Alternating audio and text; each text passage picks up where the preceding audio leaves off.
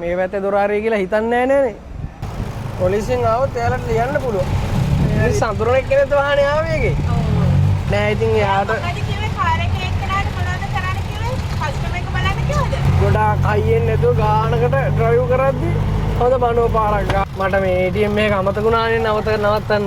අමතකද? මට අමතකුණානේ. ජනාධිපති මාවතෙන් වැදුන හයර් එකක්. ජනාධිපති මාවත. එතන මේ WTC එක තියෙන. අන්නේ හරි.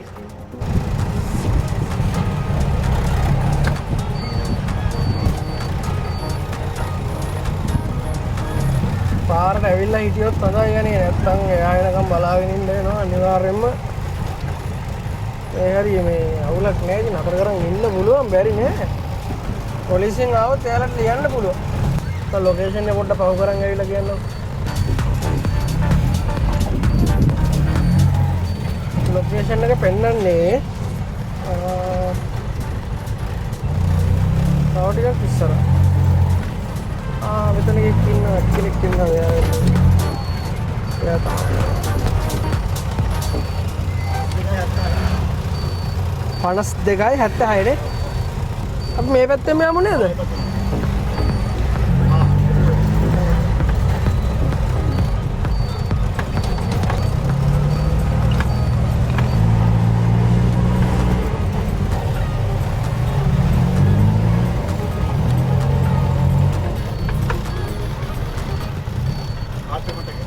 හරි. අව හයර් එකක් ඒක එනින් ගමන් ආවා. ගන්න තියෙන්නේ කොහෙන්ද? මට මතක නැහැ කියන්නකො මේ හයර් එක මම මේ කියන අර හයර් එක එනින් ගමන්නේ මම මේ හයර් එක ගත්තේ. මට මතක නැහැ මේක යන්න තිබුණේ කොහෙටද කියලා මතක නැහැ කියන්නකො. ඇයි මචං මනෝ පාරවල් වලට යනවා ඉවරයක් නැහැ. ඉතින් මේ ෂීට් එකේ ඉඳගත්තාම ගොඩාක් හයියෙන් නැතුව ගානකට ඩ්‍රයිව් කරද්දී හොඳ මනෝ පාරක් ගාගෙන පාඩුවේ ගියේ. මේ මනෝ ගහලා තමයි මතක නැත්තේ දැන් මේ ටිකකට යන්න තියෙන හයර් එක ගන්න හයර් එක යන්න තියෙන කොහෙටද කියලා. අපි මේ පැත්තටම තමයි යන්න දෙන්නේ.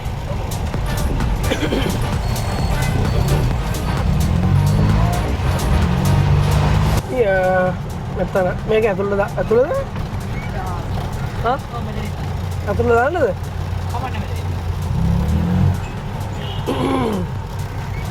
හරි දෙක. හරි. ටයරයක් වැදුන බම්බල පිටියට. මේක කින්සි රෝඩ් එකට යන්න ඕනි අපි ගන්න. බොරැල්ල මේ හන්දිය හරහා තමයි යන්න වෙන්නේ ඉතින්. බොරැල්ල හන්දිය කියන්නේ එන්න අකමැතිම තැනක්. බාපතේ කොයි වෙලේ ආවත් අනිවාර්යයෙන්ම ට්‍රැෆික් එකක් තියෙනවා. මොකද දන්නවද? බොරැල්ලේ මේ පාරවල් 5ක් සෙට් වෙනවනේ. අන්නේ ඒ නිසා තමයි මං හිතන්නේ මේ තරම් ට්‍රැෆික් සෙට් වෙන්නේ. මරදාන පාර, නාරාහෙම්පිට පාර, වෝඩ් ප්ලේස්, ඊට පස්සේ රාජගිරිය පැත්තට යන පාර, අනිත් පාර ඇවිල්ලා කාලියගොඩ පාර. පාරවල් 5ක් සෙට් වෙනවා. ඒක නිසා තමයි මේ ඔය තරම් අනිවාර්යෙන් ට්‍රැෆික් එකක් තියෙන්නේ. කලර් ලයිට් එක ඔන් වෙලා තියෙන අපි යන පැත්තට. අයියෝ ඕගොල්ලෝ. ඉතින් කෙටි විරාමයක්. විනාඩි 5ක්වත් ඉන්න වෙනවා. ඒ නිසා කෙටි විරාමයක්. හම්මෝ. හොඳක් දෙනවනේ.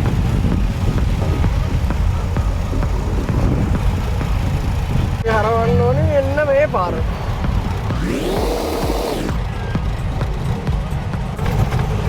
මම පැසෙන්ජර් මැසේජ් එකක්වත් දැම්මේ නැහැ, කෝල් එකක්වත් දුන්නේ නැහැ. මං එනින් ගමන් කියලා මැසේජ් එකක්වත් දැම්මේ නැහැ. පැසෙන්ජර් ඉන්නවත් දන්නෙත් නැහැ. මොනවා වෙලාද දන්නේ නැහැ. මාත් ඒ ආවා කියන්න ලොකේෂන් එක පොඩ්ඩක් පහු වුණා. එතන තමයි පෙන්නන්නේ ලොකේෂන් එක.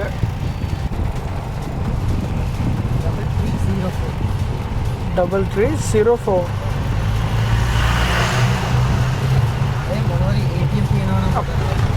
මේ මොකද්ද බෑග් එක? මොකක් හරි ගමන් නැද්ද?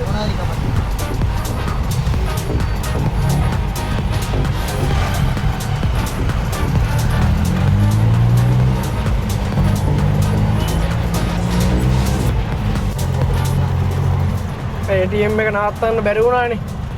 මෙතන තමයි ලොකේෂන් එක නේ. ඈ මට මේ ATM එක අමතක වුණානේ නවත්තන්න. මට අමතක වුණානේ. අතන එකක් පහ වුණා. පහ වෙනකොටම තමයි මේ මම දැක්කේ. මේක තමයි ලොකේෂන් එක. මේක ලොකේෂන් එක. ඔව්. අරකද මේ පොලිස් හොස්පිටල් එක නේද? ඔව් ඔව්. මේක. ඊනේ 387යි. හරි හරි. හරි thank you නේ. අය ඕන්න. කොහොමද ට්‍රේවිල් දාන්න බලවන්න ගන්න බලමු.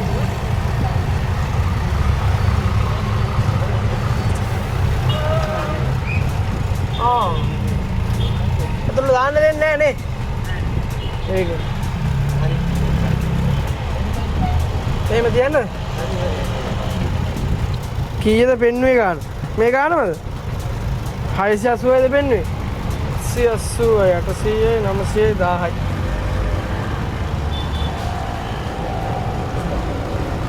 හරි එන හරි. හරි thank you.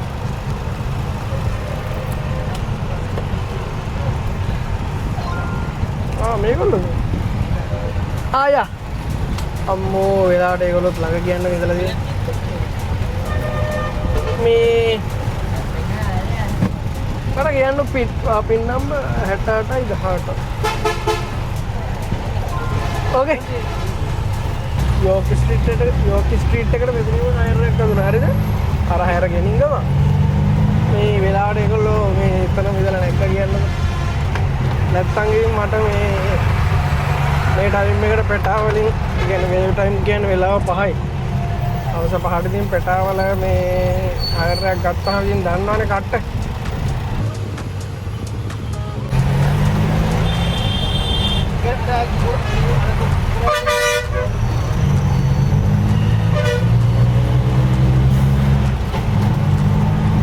කීයද ගන්න? මොන ගියාය කොහේ යනවා? 330යි 340ක් තියෙනවා. alright. තව හයර් එකක් ආවා. බෞද්ධ ආලෝකමාවතට යන්න. මේ ටයිම් එකට ඉතින් ආයේ අයර දුවනවා කියන්නේ ඉතින් මේ පෙටාවට කොටුව පැත්තේ ආවට යුද්ධයක් තමයි ඉතින් හොඳේ. ඒ කියන්නේ වා හිතන්නකො දැන් රෑ හවස 6:00 පරිම 7යි කාල වෙනකොට දැන් මේ කොළඹ ඉන්න සියලුම දෙනා යනවා කොළඹින් පිටට. ඒ කියන්නේ මචං කොළඹ ඇත්තරම ඉන්නේ මේ ජොබ් කරන කට්ටියනේ. ඉතින් ඒ අය මේ හවස් වෙනකොට ගෙදර යනවා. අර හවස 4 විතර ඉඳලා මේ රෑ 7 විතර වෙනකන් මේ ඒ ලොකේෂන් ටිකේ හිටියාම තමයි ඒක හොඳටම තේරෙන්නේ. පොඩි පින්නකුත් යන්න පටන් ගත්තා. හොඳට ඉරේලියක් තියෙනවා. අමුතුම කාලගුණයක් තියෙන්නේ දැන් මේ පින්න වැටෙන එකයි මේ පොඩි අවුවයිත් එක්ක මේ මාරම ලස්සනයි පරිසරය. ඒක ඉතින් වෙනම වයිබ් එකක් ආ. අපිට මේක ගන්න තියෙන්නේ WTC එකේ පිටිපස්ස එන්ට්‍රන්ස් එක තියෙන්නේ. අර උඩට ගිහිල්ලා පාකින් එක පැත්තෙන් ගිහිල්ලා ගන්න තියෙන්නේ යන්කෝ ගිහිල්ලා බලමු. මෙන්න මෙතනින් හරවලා මෙන්න මෙතනින් උඩට ගිහිල්ලා දන්නවනේ.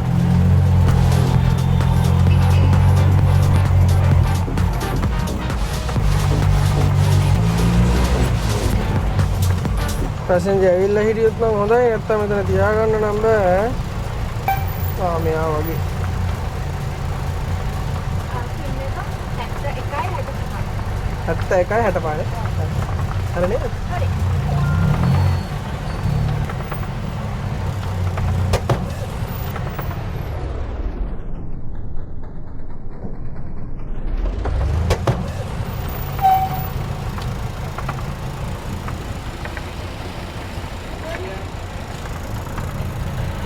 ඒරියා කියන්නේ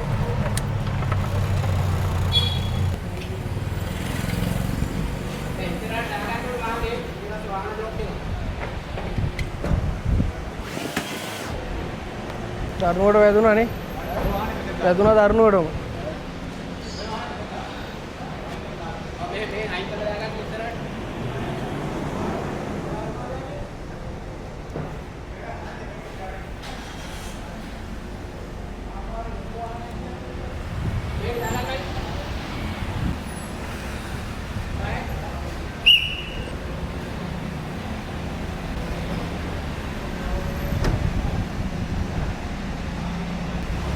වැදුනාලෝ ඒක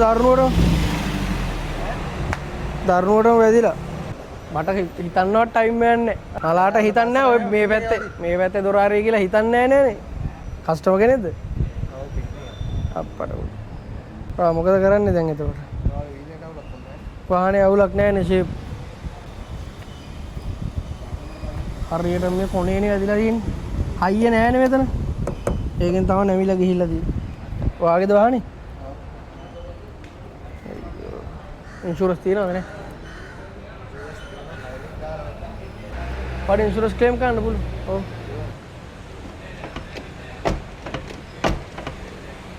දොර ලොක් නම් එනවා. අවුලක් නැහැ. එළියෙන් ඇදිලා තියෙන්නේ. ඒ වුණාට මේ ඔයා මගේ එකෙත් ෆොටෝ එකක් දාගන්න. ඔයාගේ නැත්තම් නම්බරේ දෙන්න මගේ වීඩියෝ වල ඇති වෙදිච්ච එක. ඔව්. ඔයාට මම රැයට මෙහෙම වුණොත් වීඩියෝ එක දාන්න. නඩ කියන්න ඔයාගේ නම්බරේ 527. හරිනේ. මොකද ඉතින් කරන්නේ? මම යන්න දෙන්න. නෑ අවුලක් නෑ නේ සයිඩ් එකේ වැදිලා තියෙන්නේ වගේ. කෙලවරෙන් වැදිලා තියෙන්නේ ඔක ලොකු කේස් එකක් නෑ මේ තියෙන්නේ. මෙතන වැදුනේ මේ තියෙන්නේ. එතන හයියයිනේ. ඒක තමයි අච්චර ඩැමේජ් උනේ. ආ බලන්න කස්ටමර් මේක වදිලා නෙමෙයි එන්නේ නෑ. ඒ පරණ එක. කස්ටමර් පොඩ්ඩක් බහිනකොට කියන්න මේ පැත්ත අනිවාර්යෙන්ම මීටරෙන් ඉන්න. නැත්තම් අනිවාර්යෙන් මේ ලොකු වාහනයක් ආව නම් දොරම ඉවරයි. ඔයා මේ මම වාට යන රැට වීඩියෝ එක දාන්න. හරි ෂුවර්. මගේ නම්බරේ හරි.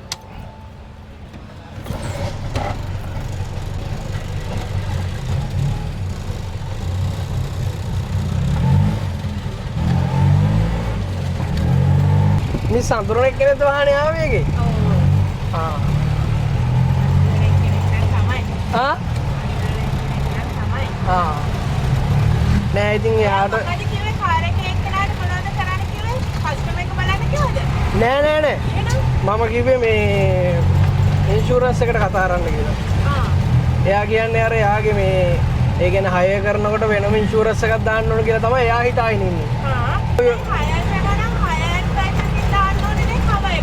ඒක මේ කම්පැනි දෙකෙන් දාලානේ තියෙන්නේ. ආ. Uber Pick Me කම්පැනි දෙකෙන් ඒක හැම වාහනයකටම දීලා තියෙන්නේ.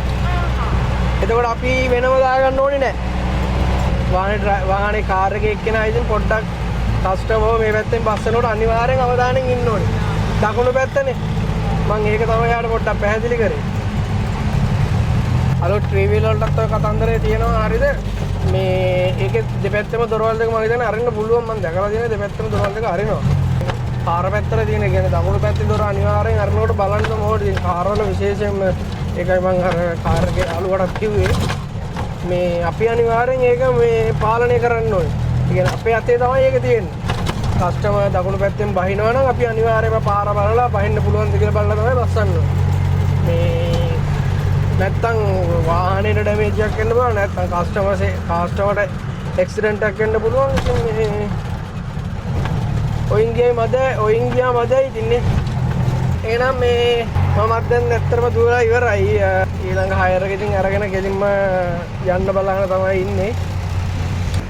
වන් ගෝල් පේස් එකට හයර් එකක් ආවා. ඒකත් ආයි ගිහිල්ලා ඒ පැත්තට ගියාම ගෙලින්ම යන්න හයර් එකක් හොයාගන්න පුළුවන්.